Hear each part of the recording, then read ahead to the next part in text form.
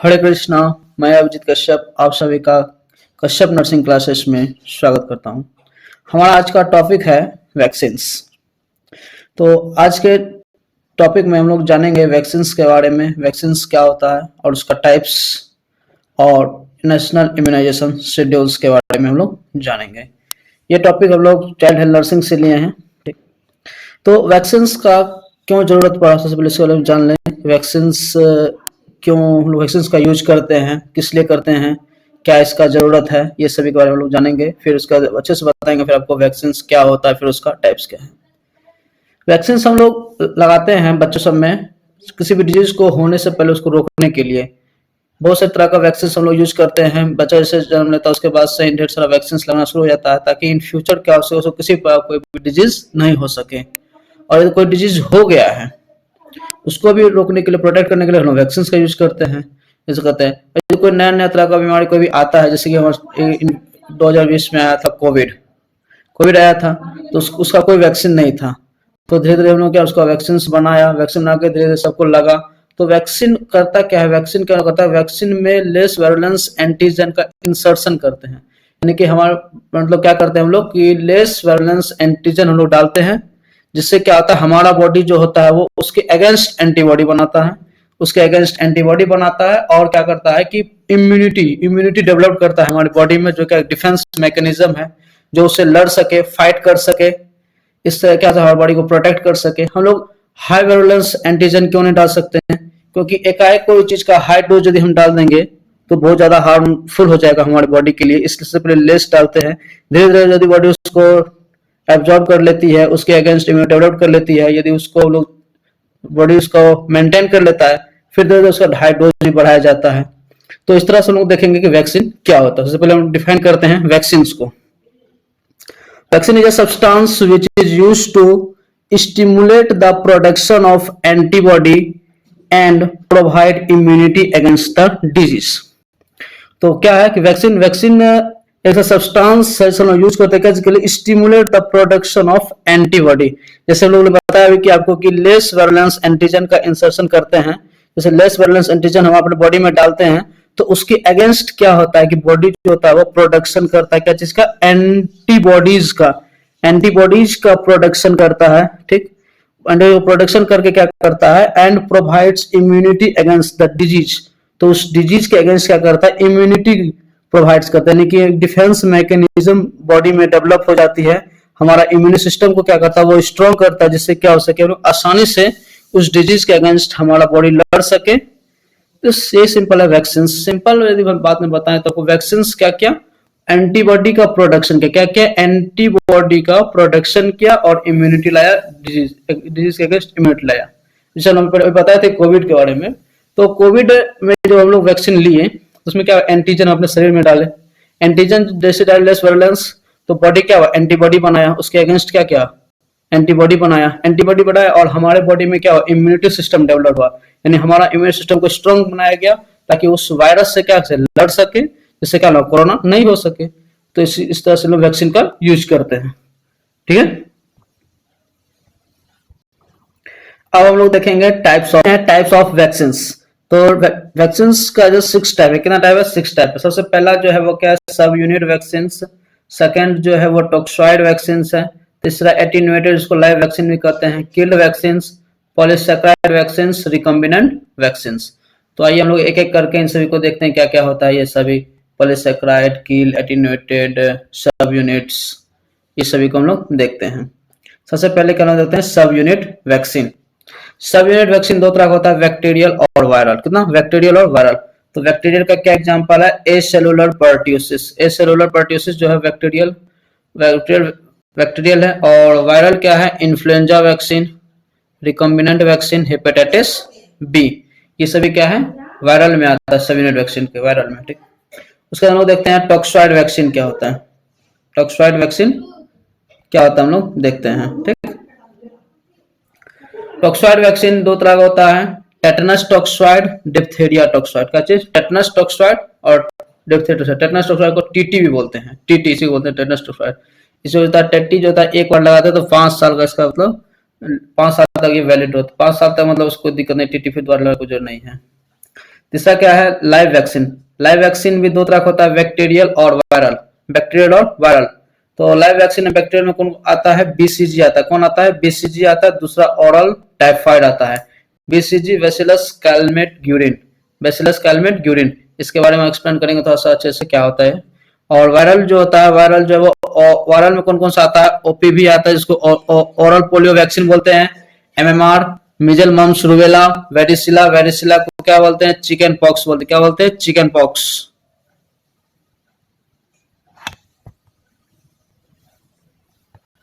Rotavirus और yellow fever. Rotavirus ये भी ओरल, ये भी ओरल पोलियो वैक्सीन है, ओपीवी की तरह ही है, मतलब ये भी ओरल ओरल ही दिया जाता है रोटावायरस।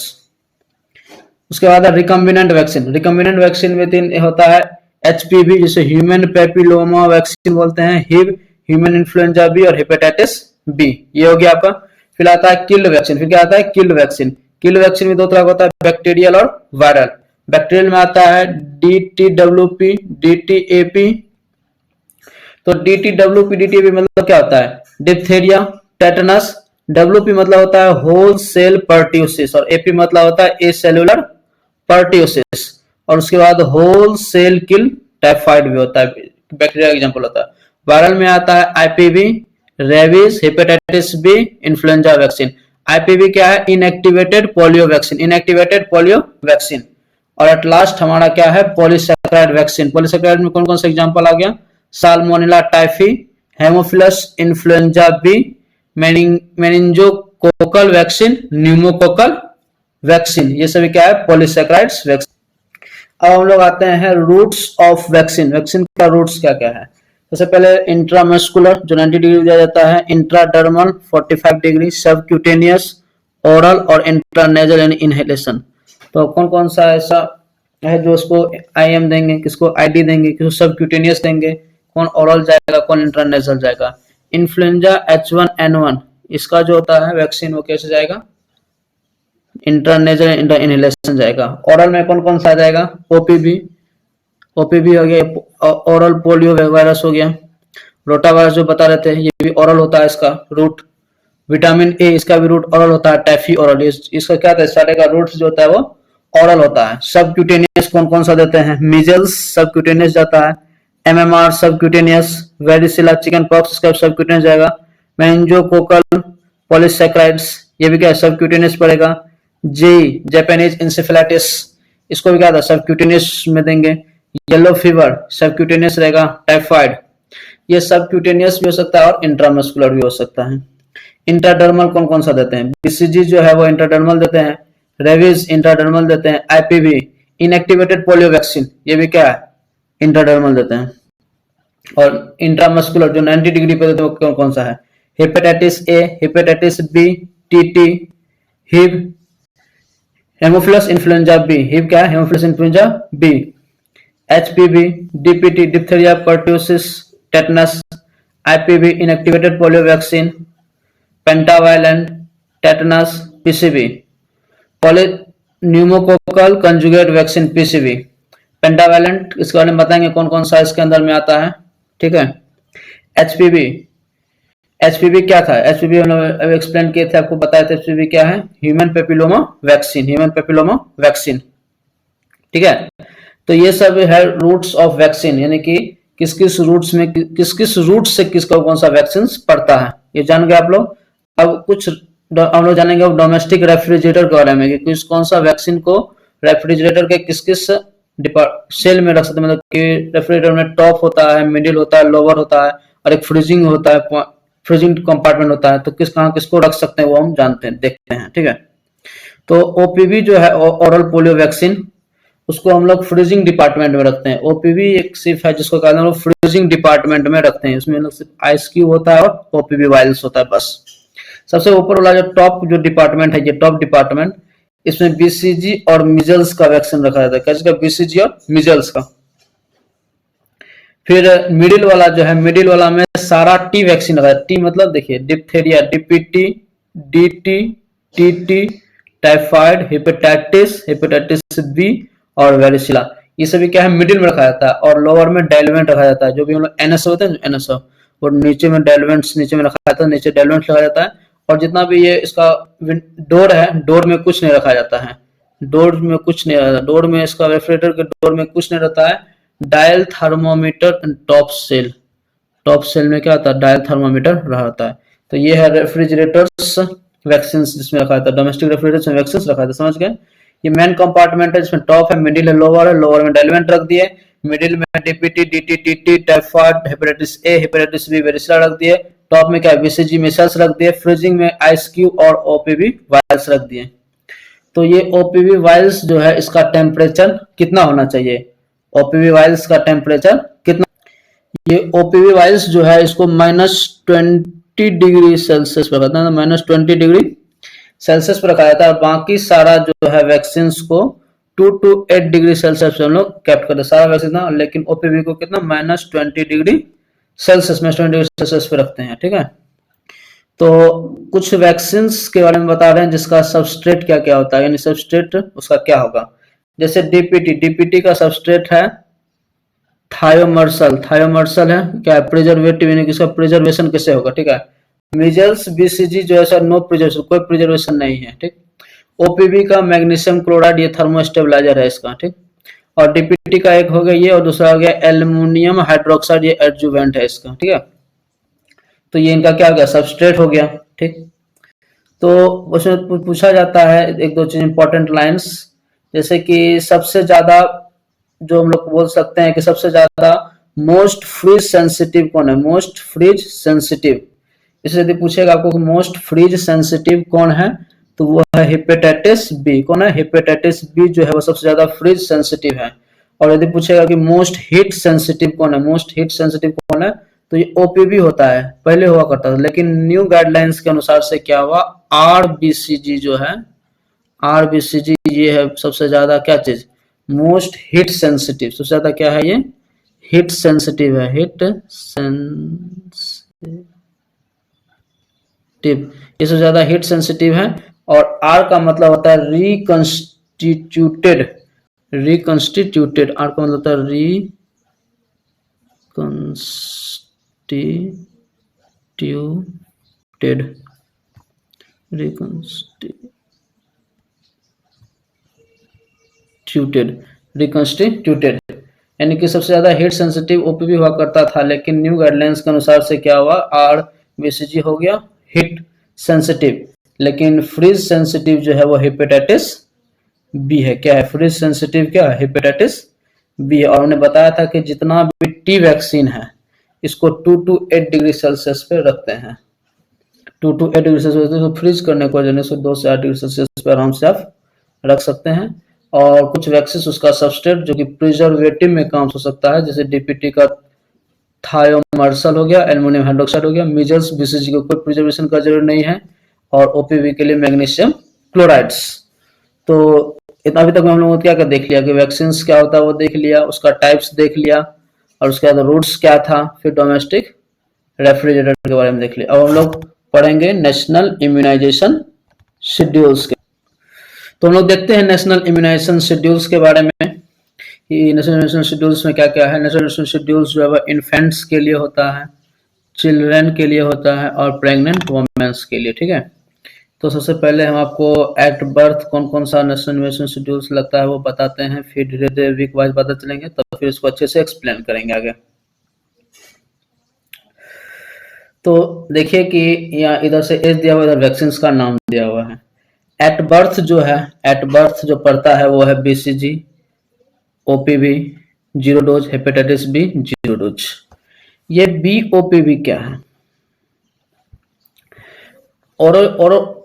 ओरल पोलियो वैक्सीन जो है वो पहले ट्राइवैलेंट हुआ करता था, क्या चाहिए वो टी लिखते थे, ट्राइवैलेंट लिखते थे, लेकिन न्यू गाइडलाइंस के अनुसार से क्या हुआ, बाइवैलेंट हो गया, क्या हो गया वो, बाइवैलेंट हो गया। इसमें 1 2 3 हुआ करता था, उसमें 2 जो है वो इम्यूनो रिस्पॉन्स को बताता था, वो क्या रिमूव हो गया, हटा देगा, इसे बाइवैलेंट हो गया है।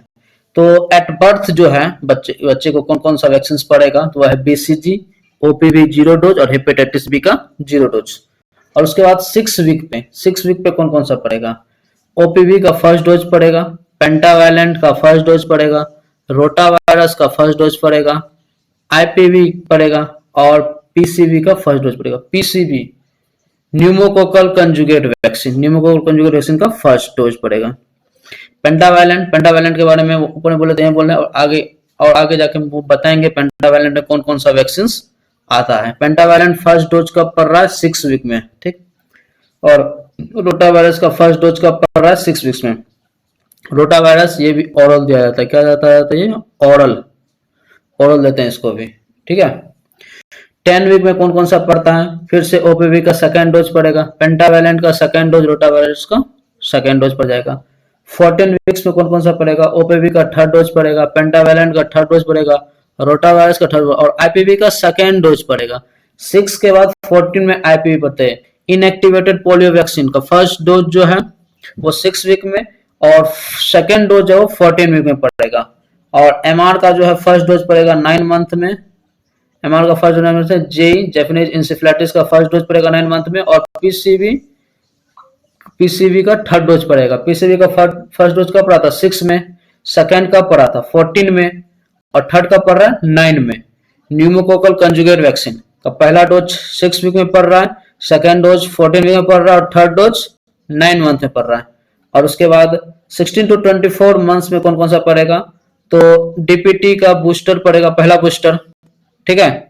और ओपीवी का बूस्टर पड़ेगा, ओरल पोलियो वैक्सीन का बूस्टर पड़ेगा कब? 16 to 24। तो ओरल पोलियो वैक्सीन के बारे में देखिए कब कब पड़ा। सबसे पहले एट बर्थ पड़ा, एट बर्थ हुआ, और उसके बाद 6 वीक पे पड़ा, फिर 10 पड़ा, फिर 14, उसके बाद सीधे बूस्टर कब पड़ा उसका? 16 to 24, यानी 0, 6, 10, 14 वीक, फिर 16 24 में इसका बूस्टर पड़ गया। और जेई का सेकेंड डोज है वो 16 to 24 मंथ्स में पड़ता है, और फर्स्ट डोज का पड़ता है 9 मंथ में पड़ता है। एमआर का सेकेंड डोज 16 24 मंथ से पड़ता है, पहला डोज 9 मंथ में पड़ता है।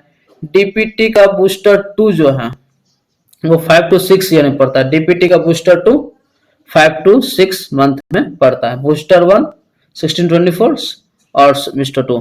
एचपीवी का पहला डोज और दूसरा डोज 11 to 13 ईयर्स में पड़ता है। Human papilloma virus, human papilloma vaccine virus जो बोलते हैं, इसका 11 to 13 ईयर्स में पड़ता है, ठीक है। तो ये था हमारा नेशनल इम्यूनाइजेशन शेड्यूल्स के बारे में कि बर्थ में कौन सा पड़ा, 6 week, 10, 14, 9 month, 16 24, 5 year, 6 year, 11 year, 13 years, ठीक है, ये समझ गए। तो यहाँ पे आया था पेंटावायलेंट, पेंटावायलेंट का पहला डोज पड़ा 6 में, सेकेंड डोज पड़ा 10 में, थर्ड डोज पड़ा 14 में, और यही पेंटावायलेंट यहाँ पे 16 24 में बूस्टर डोज पहला लिया, और उसके 5 to 6 में इसका सेकेंड बूस्टर डोज पड़ा।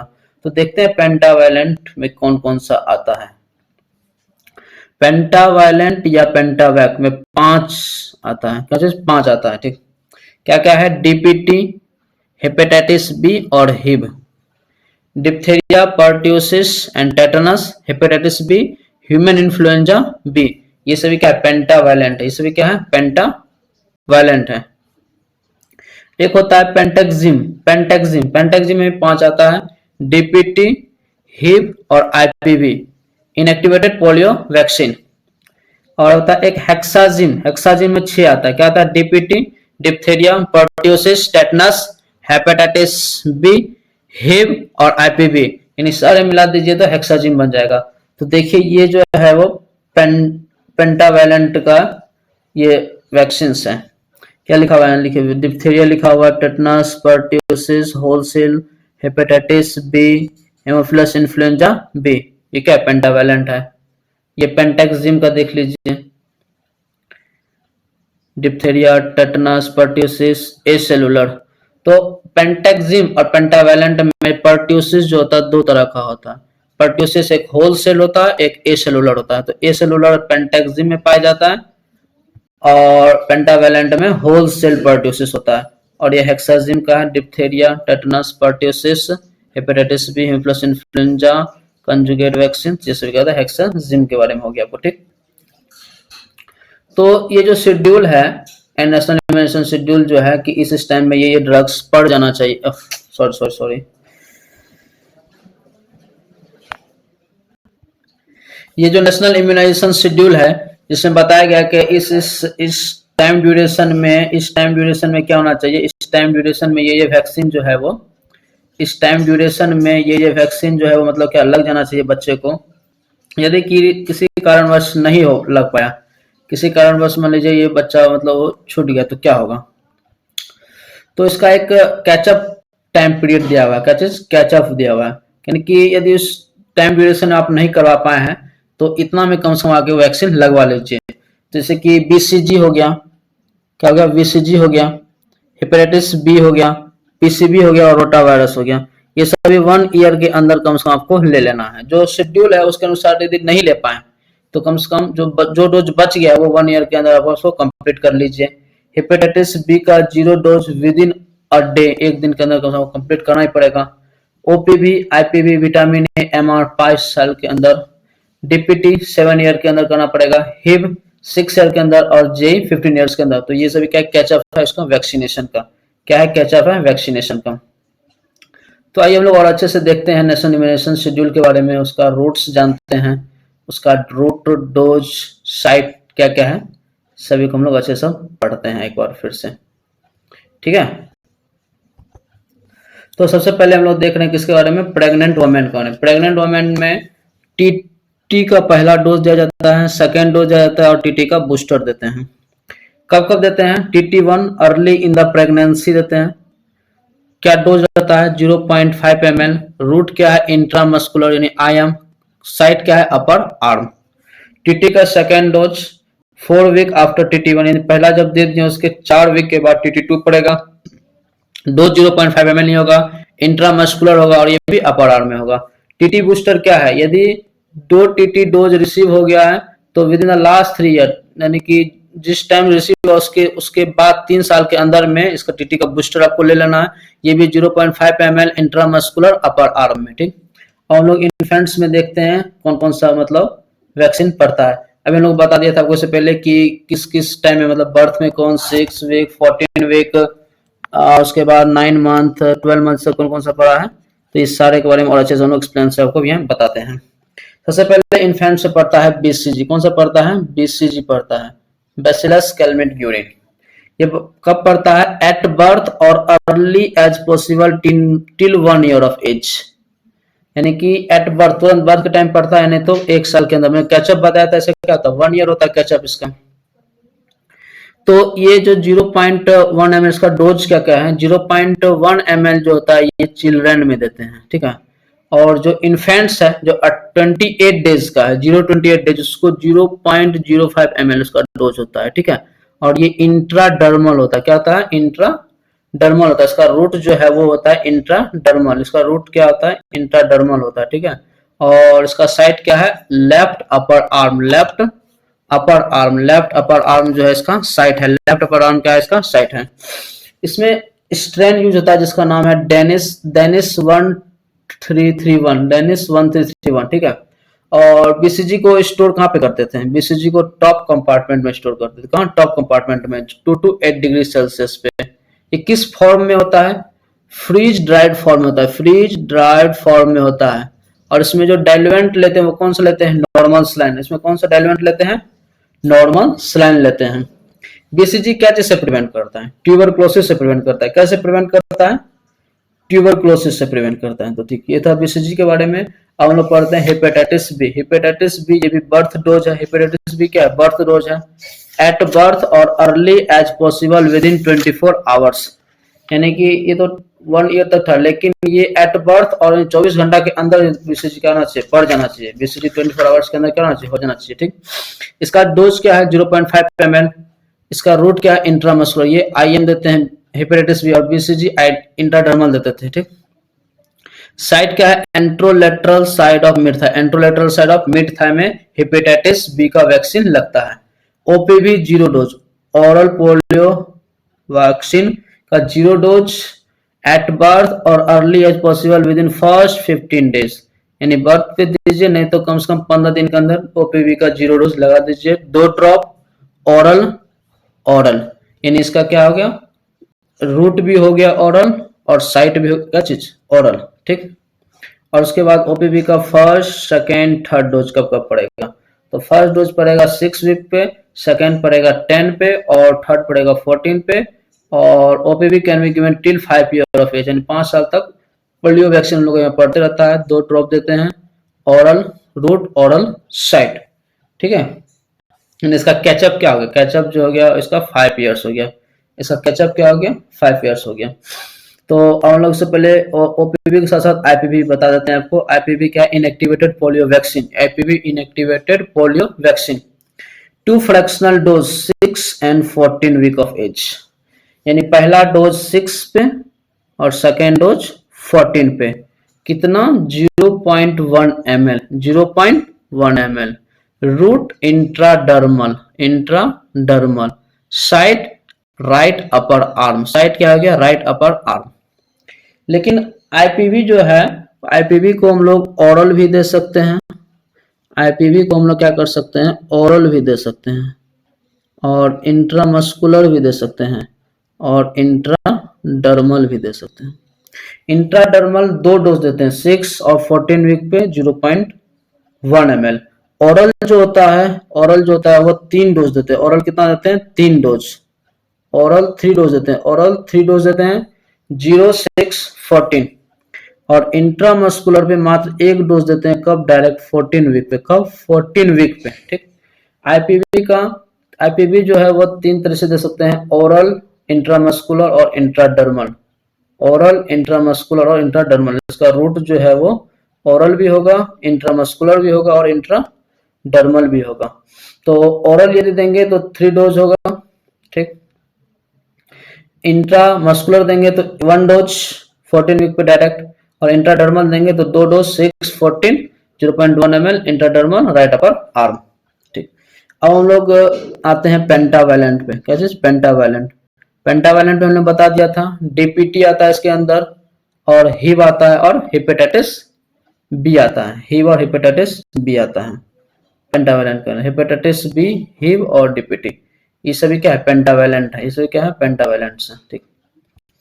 तो पेंटावैलेंट्स कब कब दिया जाता है? पेंटावैलेंट 6 वीक, 10 वीक, 14 वीक, और can be given till 1 year of age, यानी कि सब कैचअप जो है कितना है? 1 ईयर है। कैचअप क्या है? 1 ईयर है। ठीक। ये 0.5 ml डोज है इसका। ये इंट्रामस्कुलर दिया जाता है। क्या दिया जाता है? इंट्रामस्कुलर दिया जाता है। साइड क्या है? Anterolateral side of mid thigh, anterolateral side of mid thigh. ठीक। पेंटावैलेंट का फर्स्ट डोज पड़ गया 6 वीक पे, सेकेंड डोज पड़ गया 10 पे, थर्ड डोज पड़ गया कब? 14 वीक पे। ठीक है। ठीक। तो ये हो गया। फिर उसका रोटा वायरस। रोटा वायरस कब देंगे हम लोग? 1 मिनट रुक जाइए।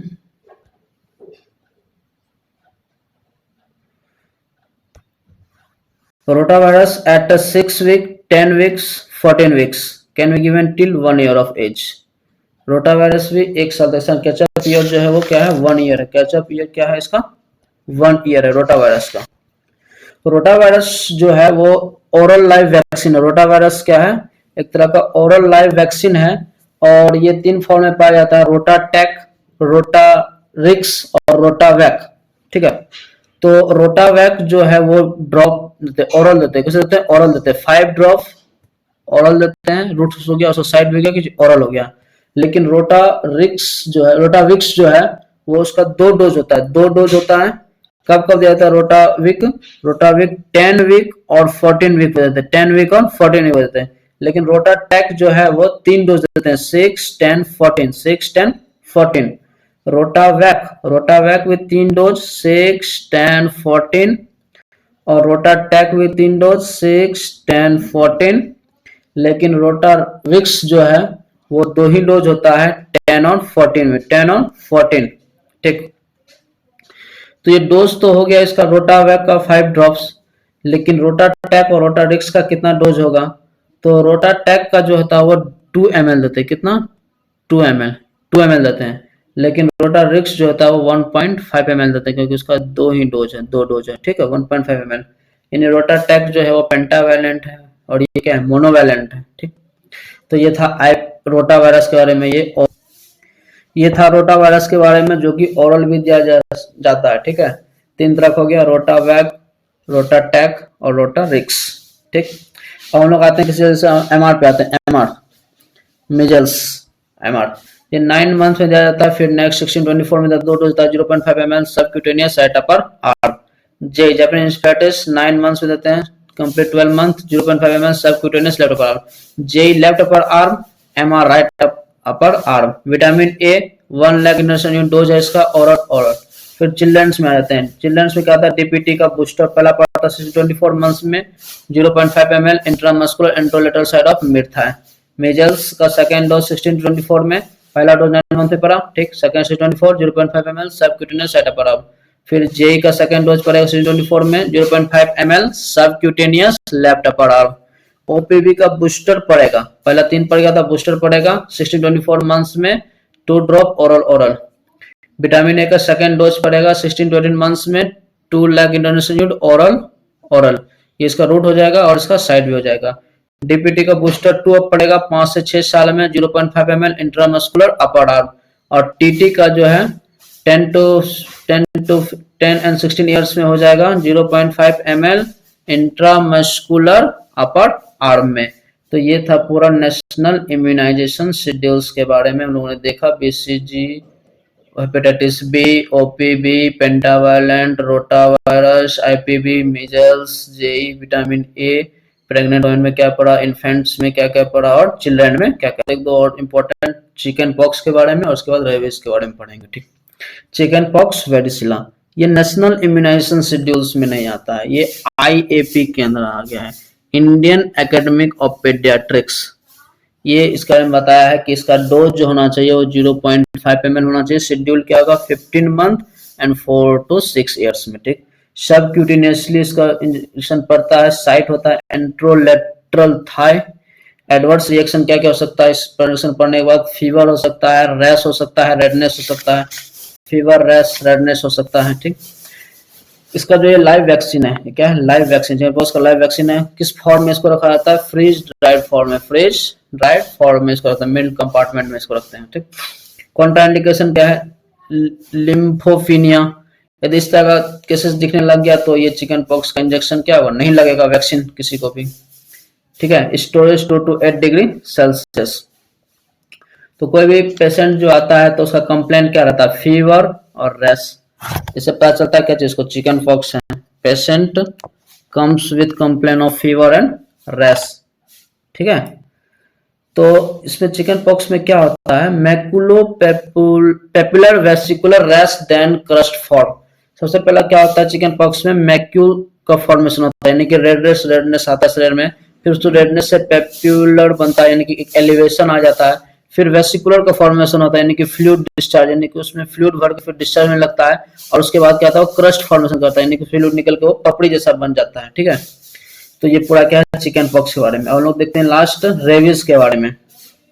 रेबीज का बहुत सारा केस आता है, ठीक ना। तो किसी को भी डॉग बाइट जो होता है, डॉग बाइट कर लिया तो क्या सबसे पहले क्या करना, सबसे पहले उसका क्या करना चाहिए, वुंड को क्लीन करना चाहिए सोप के साथ and flushing water for 10 minute. 10 minute तक उसको क्या करना चाहिए, उसके घाव को धोना चाहिए, ठीक है।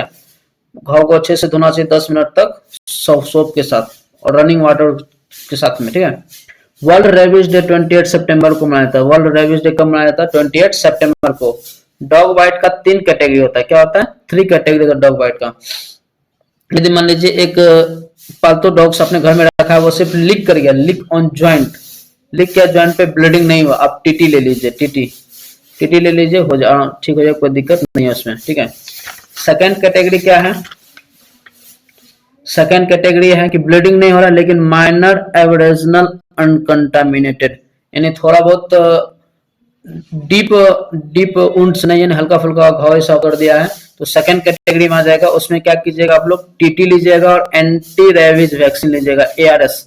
एआरएस का 4 डोज, 4 शेड्यूल में 4 डोज होता है, 0 डोज, 3rd डे, 7, 28, ठीक है। एआरएस को सबसे पहले 0 डोज देते हैं, फिर उसका तीसरा, फिर 7वां, फिर 28, और 28 जो है अपडेट होकर 30 भी हो गया है न्यू गाइडलाइंस के अनुसार से। तीसरा कैटेगरी जो है उसमें क्या होता है, ब्लीडिंग्स भी, उसमें क्या होगा, ब्लीडिंग्स होगा, यानी मल्टीपल कंटामिनेटेड डीप। इसमें हम लोग टीटी भी देंगे, एआरएस भी देंगे और एआरवी भी देंगे। एआरएस मतलब anti rabies serum, anti rabies serum. Anti rabies serum का जो डोज होगा वो 20 इंटरनेशनल यूनिट पर केजी होगा। कितना होगा, 20 इंटरनेशनल यूनिट पर केजी, 20 इंटरनेशनल यूनिट पर केजी होगा। और ये एआरएस जो है वो दिया जाता है once in a life, life में एक बार एआरएस दिया जाता है, यानी एंटी रेबीज सीरम का जो वैक्सीन पड़ता है वो एक ही बार पड़ता है, ठीक है। और टीटी जो है उसका 5 इयर्स तक एफिशिएंसी रहता है, एफिकेसी जो रहता है वो 5 इयर्स तक रहता है। ठीक, अब कोई यदि मान लीजिए वैक्सीन ले रहा है इस रेबीज का, उसका पहला डोज हो गया, तीसरा डोज को डे 0 को ले लिया, डे 3 डे 7 को क्या वो नहीं आ पाया, 8 या 9वां दिन आया, तो क्या उसको फिर से दिया जाएगा? ऐसा नहीं है, पहला तीसरा पड़ गया तो ये जो 7वां दिन आने वाला पड़ने वाला था वही 9वां दिन उसको पड़ जाएगा, फिर आगे एक्सटेंड बढ़ जाएगा। ठीक है, तो यदि मान लीजिए कोई एक ऐसा पेशेंट आया जिसको मतलब पहले ही मतलब एक बार हो चुका है डॉग बाइट, फिर से दोबारा हो गया और उसमें ब्लीडिंग भी आ रहा है, तो क्या उसको फिर से एंटी रेबीज सीरम पड़ेगा? नहीं पड़ेगा। Anti rabies serum once in a life पड़ता है, एक ही बार पड़ता, दोबारा नहीं पड़ेगा।